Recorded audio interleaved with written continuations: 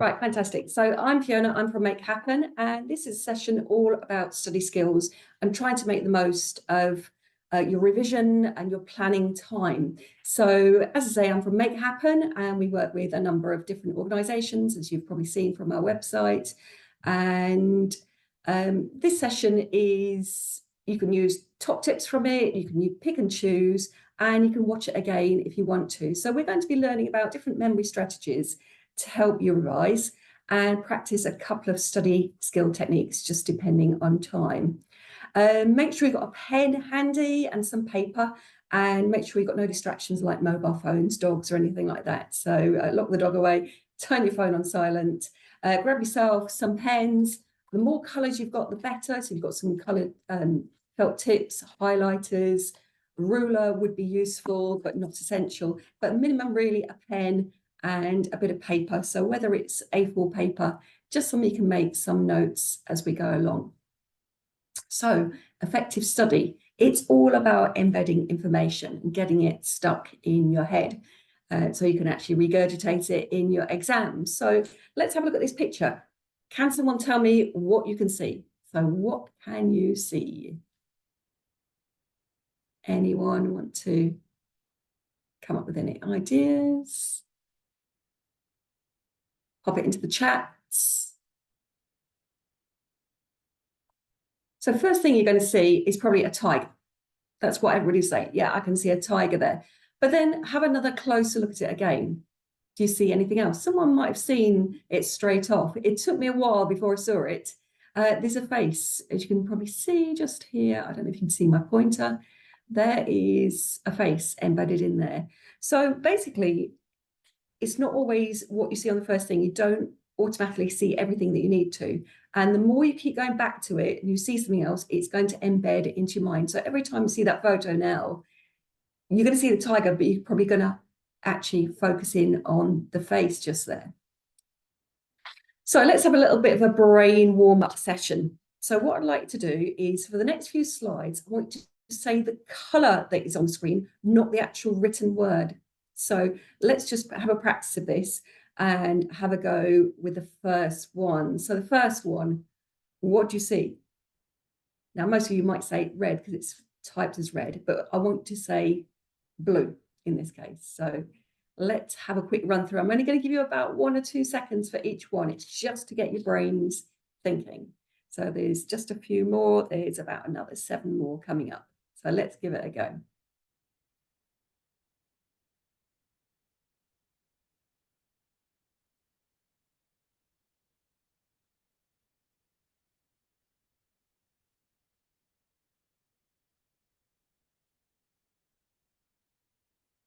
Okay, so I don't know how many you got. It always takes me a while. I was getting a muddle, end up saying the word and then say the color as well. So hopefully if you manage to jot it down or you're replaying this, first one was blue, which our practice one was, and then it went red, purple, gray, yellow, green, brown, and then finished off on this sort of aqua or turquoise or pale blue. So our brain likes to have images. It likes lots of pictures and things. So let's have another little warm-up as part of our warm-up session to get you thinking about things. So how many of these logos do you recognize? So there are going to be 11 logos. And if you are confident you can recognize all 11, type in 11 into the chat box.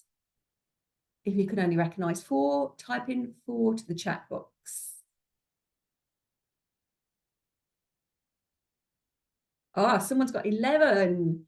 We've got a confident one here. Let's sort of mark these off. This is a nice, easy one to start off with. I'm just going to move my little chat box there, I can see. Okay, so first one is McDonald's. We've got Chupa Chups, Google, Volkswagen, Domino's, Facebook, got Amazon, Chanel, Apple, and Lego just there. Might have just missed one in the corner just there. Yeah, YouTube, sorry. So that was too easy. That was just a bit too easy. Let's have another go. We've got, I think Jess got 11 there. Hopefully she got them all right. How about this one? I'm going to give you a couple more seconds. So here's some more logos. There are 14 logos here, I believe. Yep, 14 logos on this one. So again, if you're confident and you think you know all 14, type in 14. If you're confident with 5 of them, just type in 5 into the chat box. It's a bit like if you're old enough to remember, name that tune. See how many can remember the most in this case.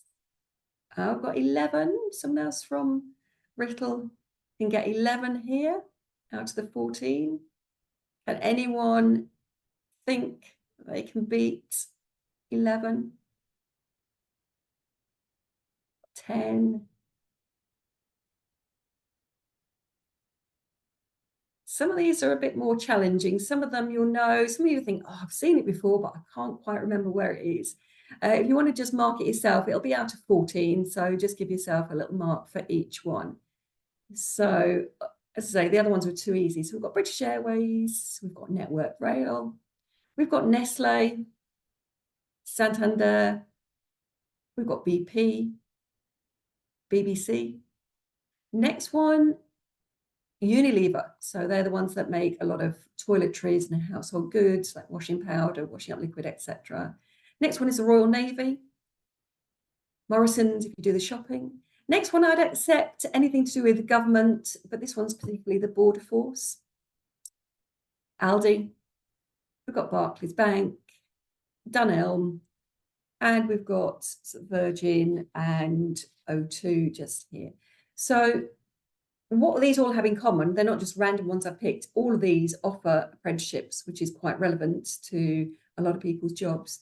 So yeah, you see them, if you're hunting for petrol, you'll be looking for the BP sign, for example. If you're a bit hungry, you want to go pop to the shop, you're looking for either Aldi or Morrison's.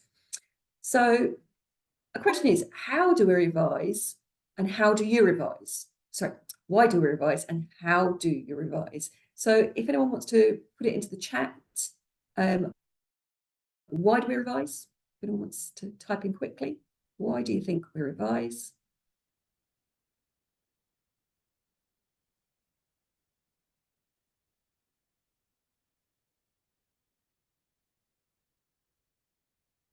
To pass exams, excellent. Yeah, I've got that. To get good grades, amazing. Yeah, excellent.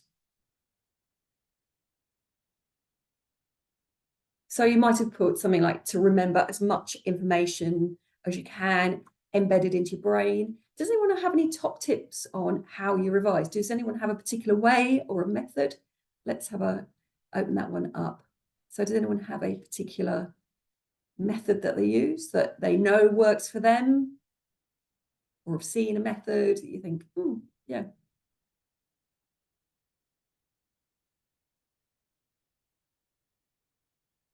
Pop it into the chat box. Flashcards, excellent. Mind maps, excellent. Posters, yeah, loads of different ideas. And again, other things might be just doing repeat past papers. As a teacher, myself and Paul, both teachers, past papers are often the way to go. Just keep on doing them. Practice, practice, practice. So yeah, active recall, that's another fantastic one there. So a lot of you might have seen this before. This is the curve of forgetting. And if you think of day one being the day you're learning your new information, and as you can see, on day one, if you've sort of just cracking on as normal with life, you've probably forgotten 20% of the stuff, and you've got an 80% retention just after one day. But if you continue going down after 3 days, you're going to probably be down to about 60%, even lower in some cases, if you don't recall it. Whereas if you review on a regular basis, so after 1 day, you review it again, it's going to slow that curve down. So the steepest part of that curve the steepest drop is quickly after your first learning, your first exposure to it. So what we need to do is reduce the angle of that curve. And if you keep on revisiting and looking at your notes and going through it again, and do that on a regular, repetitive basis, you're going to recall much more information, and you're going to reduce that curve, make it less steep. So this curve was just a little bit background, it was all put together by Ebbinghaus, who was a 19th century psychologist. So lots of data on it. There's different styles of curves, but I always like to think of it as it's a bit like a battery on your smartphone. We all have one of these things, and if you don't keep it charged up, you suddenly find yourself with 10% battery. If you pop it on charge overnight, and then next day you know you're going to have sort of 100% again, you come back to it and just keep on topping it up, and it's a bit like keeping your mind topped up. So that's a little bit about that. So revision, the best way to deal with it, or one of the really good ways to do it, is chunking, which you've probably come across, doing it in chunks. So plan your revision carefully into chunks, short bursts of revision with breaks in between, whether it's a cup of tea or a quick sort of breath of fresh air, a quick walk in the garden, a quick wander around, do something, do a little laundry for sort of 20 minutes, having a little bit of break. So 20 minutes of sitting down reading rather than just doing 3 hours solid. Take your break. Oops. And then you're going to spend the next 20 minutes transforming what you've read into either notes or post-it notes, flashcards, all sorts of things you could do. You seem to have captions come up on here. Okay. And then the final 20 minutes of this 1 hour session, it could be your 20 minutes recall. So if you think of it as a 1 hour session, you're going to basically spend 20 minutes reading through it, 20 minutes transforming, and 20 minutes recalling with breaks in between. So some of the key things you need to think about is group information into smaller bite-sized bits. That's where the chunking comes into. Learn each chunk. Simplify them into bullet points if it makes it easier. Highlight the key facts. And then that chunking triggers your memory for all the data that you've got there. And it is a proven method, but it's maybe something that you want to try or you haven't tried. Give it a go. So here's a really good example. No one ever reads a number out. So for example, here, I'm just going to read this one. This is not my number. This is just a random number. You never say, oh, 07873562113. We break it down. We tend to do like the code first, so the mobile code, or it could be an area code. And then you tend to do 3 digits at a time. So in this case, you'd break it down to 07873 562 113. So think about it. If you're telling somebody your mobile number, that's how you would tend to do it. You break it down into chunks. So that's the whole idea with this chunking. So we've got another memory challenge here. I'm going to give you 1 minute to look at these, and we're going to start it now to look at these and memorize as many of these words as you can. I'm going to keep quiet for 1 minute.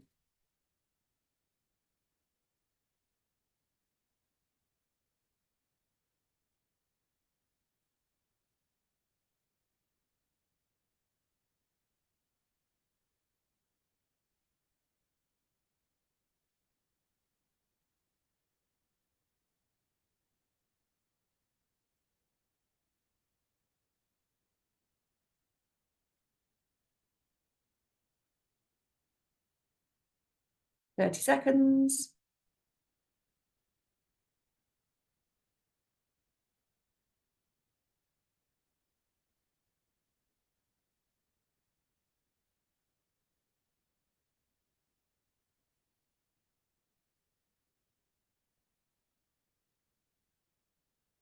About 5 seconds left.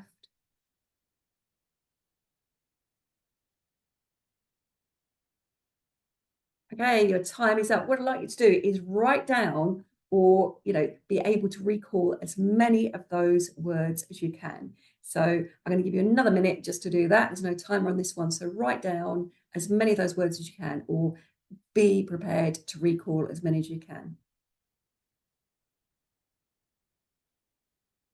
There are 20 words.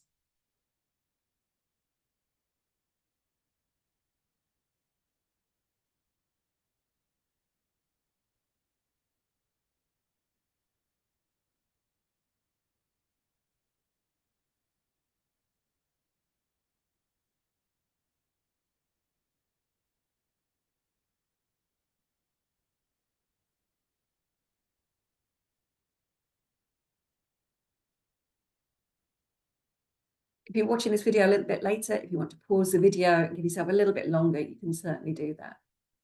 So anyone feeling particularly brave, how many words? Again, pop it into the chat box if you think you can see how many you can do. If you remember 10 of them, you're confident recalling 10 of them.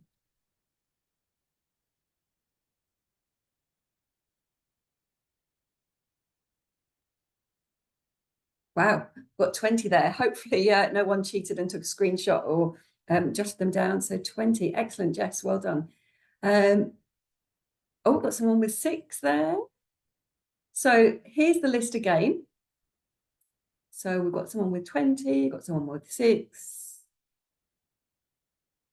Did anyone notice anything particular about the list? There were a few things in there which we're going to look at to sort of trigger your mind. So remember that bit of chunking. So we're not doing the 20 minutes chunking, we're looking at it and then we're recalling. So let's have a look at these.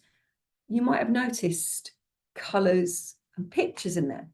So you might have noticed that some of them were written in orange. Okay, there was a repeat of one as well. So king was repeated, for example.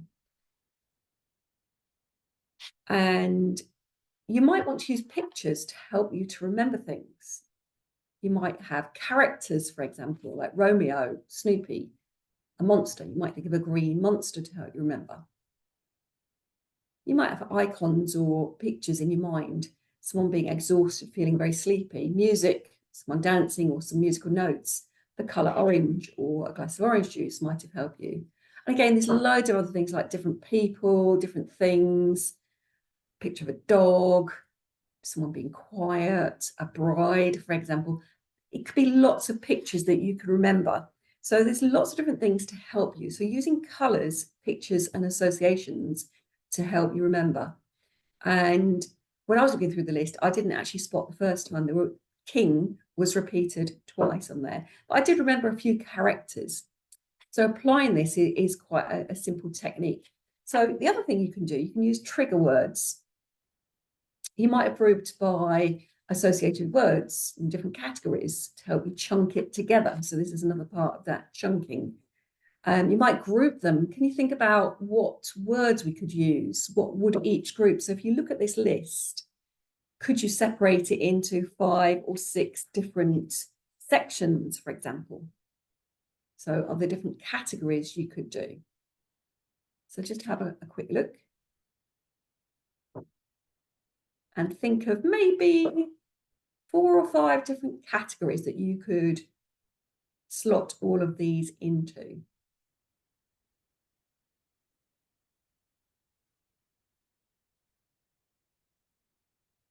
Again, you might want to review the video again a bit later, which is going to be available on the Make Happen website, and have another go at doing it. So I did this a bit earlier, just to give you an idea. So you might have categorized it into people and characters.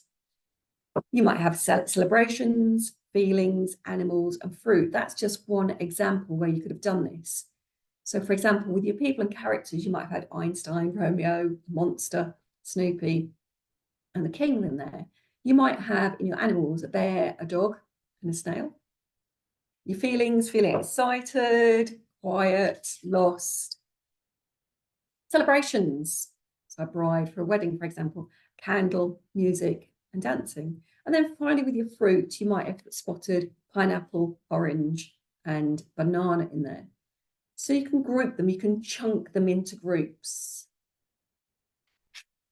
So that's all well and good doing it, different characters and different things that are completely random on that list. But something like Macbeth, now I'm not an English scholar, I'm a scientist, whereas Paul, who's an English teacher. So it's going to be easier for someone who maybe studies English straight off with this exercise. But if we give you a question, which I'm sure many teachers saying, tell me everything you know about Macbeth.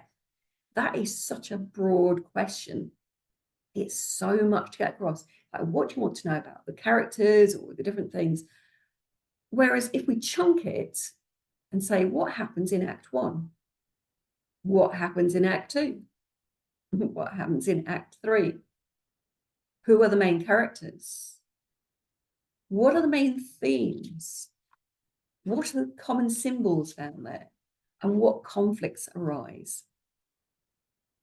So if you chunk these and say, right, I'm going to focus on Act 1, chunk that together, and then focus on Act 2. And again, taking breaks in between your chunks.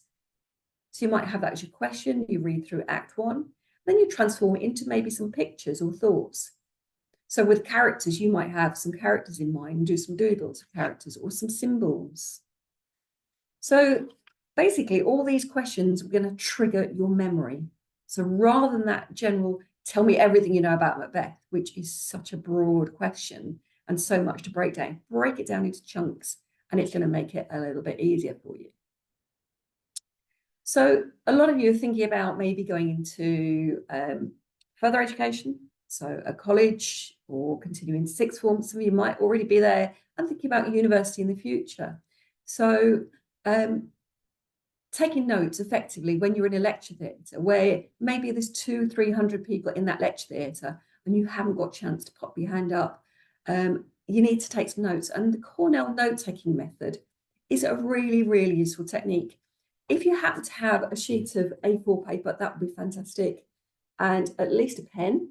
If you've got a ruler, even better if you like neat lines, but a pen and paper would be really useful. So make sure you just grab that. So we're going to look at what the Cornell note-taking method is, learn the benefits of the method, and then we're going to have a little practice with the method. We're going to do a live practice with it and see how we get on. So some questions to think about before we go into the Cornell method. And I want you to be really honest here. Have you ever been taught how to make notes? Another question, who feels like they're rushing to write notes? You don't need to answer in the chat box. I want you to sort of give your honest answer to yourself. Whoever looks back at their notes in the evening or the weekend? Some people write notes and never look at them again. I've been guilty of that, I must say. Does anyone find it difficult to take notes? Or it's a chore? It's like, oh, I really don't want to do that. It's a lot of effort. Do any of you take extensive notes in class and you find out you're writing notes and not really listening to what's being said? You're just writing notes, which is all well and good if you look back at those notes. And then finally, does anyone find their notes really useful? So other things you might think about, can you use those notes for better revision? Can you utilize them for something else to lead onto another technique, for example? So we're going to look at the Cornell method, as I say, and these icons are designed to help you think about in a simple term. It's a more structured way of doing it. It gives you the building blocks to use it for something else. It improves your focus on writing your notes, getting those key points. It allows you to listen more and write less, and that's what we really, really want. The more you can listen and then get that condensed into bullet points or simple techniques is so much easier. And it's going to help you to prepare some revision materials for future use, all at the same time. So you're going to be able to transfer this method into using flashcards. And I noticed someone used flashcards as a method previously. Okay. So here's an example of someone's notes. So notes taken during the class with main bullet points, diagrams. If you've done Cornell technique, you know exactly what this is. So you've got a notes section. Then you might have in another part of your page on the left-hand side, notes written after the class, some anticipated questions where you've gone back and reviewed it, and then a summary at the end. Is this really different to your notes? I know this is very different to my notes. Mine's annotated, it's got highlighter pens, all sorts of things, post-it notes. My notes don't look like that, to be fair. Here's another example of that actually in real life rather than just as a printed one. So you might have diagrams. My notes look more like what's on the right-hand side here, lots of pictures. I can visualize things with pictures and doodles, making things. So here is a good example. So images might have flow charts, lots of colors, for example. So let's have a practice. We can do this as a live practice now. So if you could possibly get yourself a sheet of A4 paper, it doesn't have to be lined, but lined paper, I find it does help. If you have a ruler, we're going to line some different parts up. We're going to do this step by step.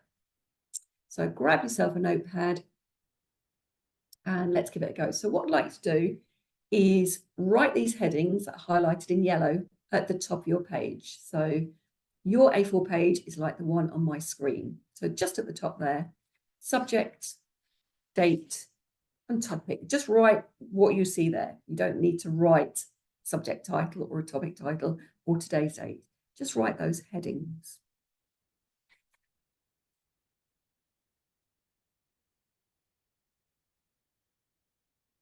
Next, I'd like to draw this shape onto your page. This is where the ruler bit comes in handy. If not, do it freehand. So basically, I would say about a fifth of a line at the top for your heading there, and then leave probably about 4 or 5 centimeters at the bottom for the bottom section there. And then it's about a third of the way across from the left, the line going from top to bottom. So draw that shape. That's a bit like a grid. We're not using the actual ruler line that's on your paper. So the orange lines, just draw those. You could do that in pencil or in pen. And I'd like to add these headings now. So in that left column, we're going to call that Q's and questions. In the middle section, notes. And in the bottom section, I'd like to give that the heading summary. So I'll leave that just for a couple of moments.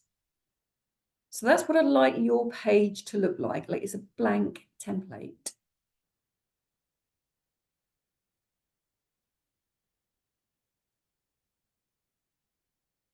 And I'm just going to give you a little bit of information before I play a short video. So in this section just here, you don't need to write this at the moment, or you might want to just put it at the side as a side note. I'd like to get main ideas in the notes section. That could be bullet points, it could be a diagram or a flow chart. It could be keywords, so the vocabulary that is used.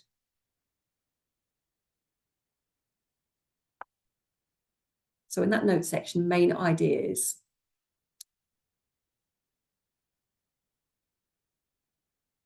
So we're going to watch a video now. It's about 1 minute and 20, so it's not really long. If you want to come back to this video later, I've put a QR code which you can highlight. I've also put the YouTube web link as well. The web page for it on YouTube. It's a short video, as I say. It's a science one because I like science. And what I'd like to do, I'm going to watch the video and I want to write down as many key facts. So you're going to focus on that middle section just here on the next video. So are we ready? Don't worry if you don't get them all, we're going to come back to it.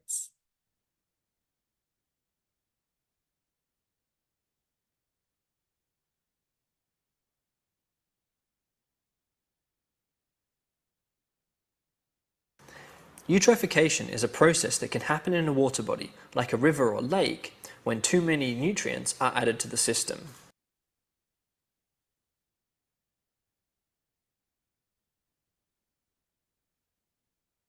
Oh, it's just paused. Hopefully you can hear it. Eutrophication starts when fertilizers, which are rich in nutrients like nitrate and phosphate, are washed into the river or lake system. This leads to an increase in nutrient concentrations in the water. The nutrients are food for algae, and the algae grow and reproduce quickly, forming a thick green bloom in the water. This algal bloom will absorb sunlight shining on the water, so the sunlight can't reach the bottom. Plants who need this light to photosynthesize will die. The algae will also start to die when they eat up all of the nutrients and run out of food. Next, bacteria start to break down the dead plants and algae, and that releases more nutrients back into the water, continuing the algal bloom cycle. The bacteria, with a continuing supply of food, reproduce into much larger numbers, consuming oxygen as they grow and respire. There's not much oxygen in the water to begin with, So when the bacteria consume it quickly, it might run out completely. Water without oxygen is called anoxic. If the water turns anoxic, all non-bacterial life in the water, including fish and other animals, will die. So, eutrophication happens when nutrients are added to water, which causes an algal bloom, cutting off sunlight and feeding bacteria. The bacteria use up oxygen in the water, which becomes anoxic, causing everything living in the water to die. Eutrophication is one reason why we need to be careful with fertilizers when we're growing crops. So that's an awful lot of information in there. So going back to our template that you've got drawn here, that lesson would normally take about at least an hour in a science lesson. And that was done in about 2 minutes. And you need to get as many notes from that as you can. So let's have a look at the kind of things you might have included. I did that earlier myself and started actually drawing. It's probably a little bit difficult to see in here because it's a bit blurred. I started drawing some notes. So I'm going to give you an example of one that's been done previously as well. So in this section here on the cues and questions, you might have put questions about the video. What can cause increased nutrients in water? So what are the steps in the algal bloom cycle? What does anoxic mean? And what is the main consequence of eutrophication? Now, I wouldn't normally do these first. I would normally do these second. I'd normally get the notes first. So I might have had lists. I might have had a flow chart, or as I say, lots of doodles in there for sure. I would have highlighted keywords. That's where your highlighter pen really comes in handy, or a red pen to underline or circle. So fertilizers, nitrogen, phosphates, algae bloom, photosynthesis, so the algal bloom cycle, respire, and anoxic. So I would have highlighted some keywords there. And then in the bottom section, you wouldn't normally do this now. You'd normally come back to it a couple of days later to refresh and use the information and write a summary that includes the main points. So it's really a précis of absolutely everything to make sure you fully understood your notes. To give you an example of some notes that we've done from that video on eutrophication. So there's the doodles. So we can see poor old Sunshine's getting blocked on the right-hand side there because we've got this algae growing. And what's causing the algae to grow is increased fertilizer going in, and that's increasing the nutrients. So you can talk about the different nutrients like the phosphates, etc., going in there. So what happens is the sunlight's blocked because this algae that's growing and it's blooming and it's stopping sunlight getting through, which obviously is causing an issue. It causes bacteria to grow, which consume the oxygen. And the water without oxygen is anoxic. So without oxygen, anoxic. And as a result, animals, for example, fish, die as a result. So you might have written the notes like that. The summary would have been written, it could be at the end of the day, it could have been 2 days later. Some people do it a couple of hours after they've written the notes as a summary, but it is more effective if you go back to it to make sure you've understood your notes. And then create yourself some questions from your notes. So, for example, here, what can cause increased nutrients in the water? What are the steps of the algal bloom cycle? And what does anoxic mean? So those questions you could actually put on one side of your flashcard, and your answer from your notes you could put on the other side of your flashcard. Or you could copy this diagram and give it to somebody to help test you. So get them to read out the questions on the left-hand side, and you can put an arrow to the answer that's on the right-hand side, or you could highlight them and say what the answer is. So they can test you by reading those questions out, and you would actually answer those. So that's another good way of doing it. Here's another example with the stomach. This is one that's been done. What is the anatomy of the stomach, for example? So you might have been talking about digestion and the digestive system in your biology lessons. So you could talk about what the structure of the anatomy of the stomach is. You know, what are the sphincters? They're rings of muscle. And what was the purpose of them? Well, it's to allow food to go into and out of the stomach. And the different names is the cardiac sphincter, nearer to the heart, the top end, and the pyloric sphincter at the bottom. It separates the stomach from the small intestine. So you might have drawn a little picture like that, showing that, and the different areas, the fundus, the top of the stomach. And you can see the sphincters and the cardiac and the pyloric sphincters on there. So you might have had a little doodle. You might have a question like, how does mechanical digestion occur in the stomach? So remember, it's mechanical, it's that churning effect. So you need muscles to help churn the food. And that churning process helps to break down and macerate the food. Remember, it's not a chemical digestive process. That's going to occur in your small intestine.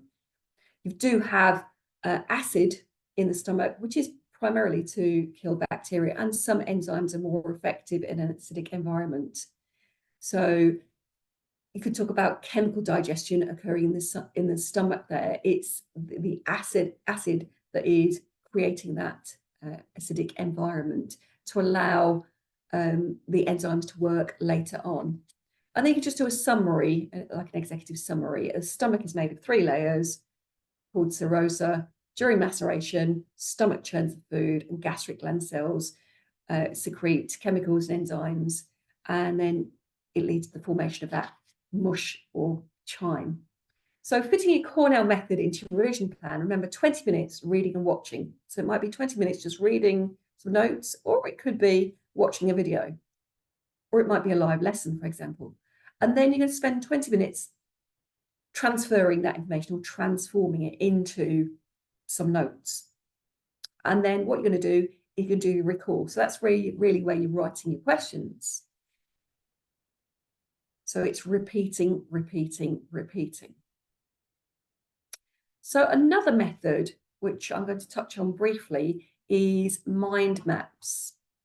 And I'm going to give you some top tips with mind maps, because they're not the same as spider diagrams. The mind maps are not the same. So you might have seen spider diagrams before. You might have been given a mind map as, as a knowledge organizer or something. Once you know how to use them, there are 6 simple steps which I'm going to share with you to make a good mind map. So remember, a mind map is not a spider diagram. It's not a memory dump. And it's not just a pretty picture. A lot of people spend a lot of time drawing amazing diagrams, and it's going to be of no help at all. It needs to be structured. You need to create links, and it's going to allow you to visualize different concepts and give you a really good method of following a map and where it leads you to. And it's going to hopefully simplify a task and some data. So mind maps were invented by Tony Buzan, and he said, we read left to right traditionally.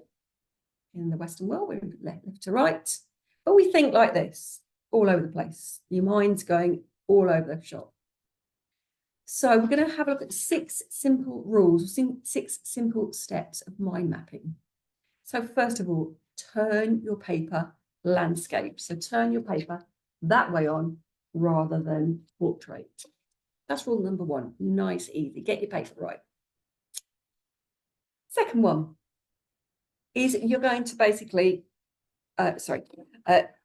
start in the center and make sure you leave enough room all the way on the outside. So draw something small. It could be, like in this, a brain in there, or it might be a shape. It might be a house, or it might be a book. Doing Macbeth, so you might do something like that. So basically, you're going to start in the center and leave enough room for the branches for you to extend.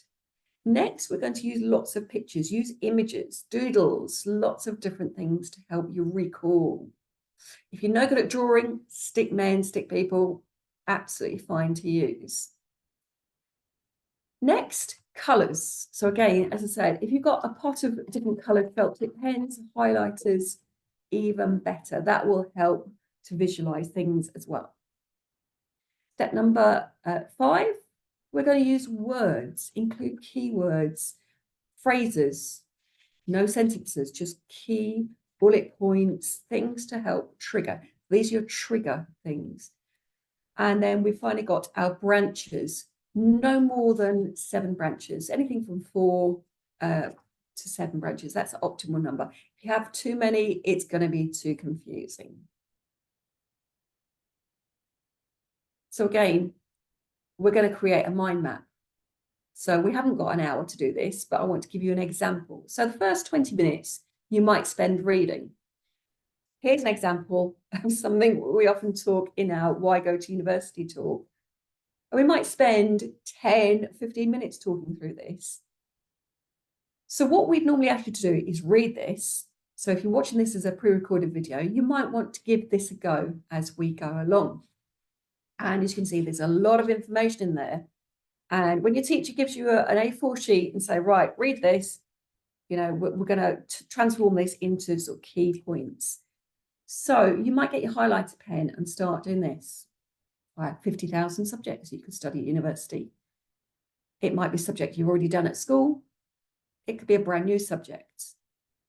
It could be a mixture of lectures and seminars that you're going to be doing, or lab sessions if you're doing science, or online if you're doing more online studies. And there's more independent study. You might live in halls of accommodation or off campus in rented accommodation. Some people live at home. Typically, it costs £9,250 a year in tuition fees. That's in the UK. And you get student loan. And you can also get maintenance loans as well. Scholarships and bursaries are available. Once you start earning over 25,000 a year, that's when you start paying back at 9% of anything you earn over that amount. And basically, you're more likely to get £10,000 a year more than a non-graduate in the UK. You get transferable skills. And also you've got societies, clubs, sports clubs, etc. to join as well. So you've probably spent 20 minutes going through that, highlighting those key points. You've read it, highlighted it. You need to then transfer that into something that's useful. So in the transformation, this is your next stage. Remember, you've had a little break, a cup of tea or a little walk. So this one that's been transformed already, again, a lot of information on here. So the whole title was all about university. As you can see, we've got 4 different branches coming off here, and we've given them titles and colours. So benefits, studying, cost, and where to live. I didn't do this one, my colleague Lucy did it, and I think she's done a brilliant job on it. And she's used lots of different ideas and gone off on different things and used all the different things that she's highlighted and transformed it onto the map. But then it is important to recall and go over it again. So does anyone remember what was underneath the top right-hand side? What was that about? What was underneath the left-hand side? What were the different colours that were underneath? So for example, benefits were in green on the top left, studying in blue on the top right, cost on the bottom left, and in purple on the right-hand side, bottom right. Would you be able to complete the rest of the mind map? If we gave this as a template to get you started, would you then be able to then complete the rest of that map? If you're watching this again as a video, you might want to pause the video having read and made some notes. You might want to print off the page with a note about why go to university. And you might actually end up with something that looks a little bit like this. So a lot of people say, oh, what are the weird pictures? So, you know, sports, that's supposed to be rowing. I wasn't quite sure what that one was about. And I do like the picture of the transport there. It's supposed to be a train, or you could cycle. So if you're really good at drawing, even better with these. So just to round up, really, giving you lots of ideas, Cornell method, and we've got the mind map. So there's a lot to take in. Just going back to Cornell method, you can use Cornell or the mind map to start creating other things like your flashcards. So preparing and planning. It's important to take care of yourself during exam periods. Self-care and welfare is really important. Work out what should be in your revision toolkit, and learning how to prepare for an effective plan, you know, dealing with making a plan is important. So good habits to get into for your well-being. So this is mental and physical. Eat well, lots of good healthy food. Careful with those takeaways like Domino's. Lots of whole foods, unprocessed foods, good for you. Maintain those energy levels. Drink plenty of water, hydrate, absolutely. Stay active.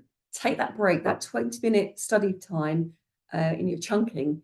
Take a 5 or 10-minute break in between. Go for a little walk around the garden, or around the library, chat to somebody. Give yourself a bit of active time. Don't sit for 3 hours solid. Get a good night's sleep, really 7 to 8 hours sleep if possible. Again, dealing with exam stress, keeping fit. So cycling, running, really good for the brain, releasing those endorphins and triggering. You might find it's really good to help with time to think, getting away from it. Reward yourself, give yourself a little reward. I've done this, I've created that. I'm going to treat myself to maybe, a cinema trip, or, something, a little treat, going out, buying yourself something. Take a bit of time to relax and chill out. So the anatomy of a revision plan should be personalized for you. We can talk about all the different techniques, but you need to create one for you. What do you need to study the most? Look at your past exam grades, your mocks. Use your predicted grades. See what you can work on. What are the entry requirements for your next step? You need to get an A star. You need to get an A, or you might need a C in something that you're not doing so well in. Be reasonable and manage it carefully. Make it manageable. Plan your schedule carefully, reduce it where necessary, and really focus on what you need to do. Now, cut out the stuff that you don't really need. Reduce it a bit more. So in your toolkits, you need your dates. Make sure you've got those dates sorted out. Okay, so it goes key dates for exams or mocks if you're doing mocks. Loads of past papers, print them off. Ask your teachers, lecturers, tutors. Again, exam boards will have loads of past papers on there that you can do if you don't want to be printing them out. Go through them, use lots of resources. Again, past papers, style questions on BBC Bitesize, for example, or on lots of other platforms like Seneca. Look at the specifications of the exam boards, whether it's AQA, EdXL, etc. Make your mind maps, do your Cornell, do your flashcards, do your post-it notes, do your posters. Again, you might have a study group, so get some study buddies and maybe get together with people that have got some skills that you think, yeah, I can learn from them, chat about things. Or if you prefer to do independent study, that's fine. Make yourself a study space at home, whether it's, a quiet corner somewhere, a small desk, set yourself up, or, if you haven't got an area, go to the library. Plan your time. What motivates you? Think about what your goals are, your end game. And think about your growth mindset, your attitude to learning. Do you need to change it? I'm a procrastinator, but I need to put my end goal. I need to get there. How am I going to do it? That's a whole new thing, procrastination. It's an awful lot to take in, but if you want to use any of these tips, feel free to review the video again. There are loads of resources available out there on the web. But again, Make It Happen website is a really good resource. There's loads of tips and techniques you can use. Hopefully you've found some of these really useful. If anyone's got any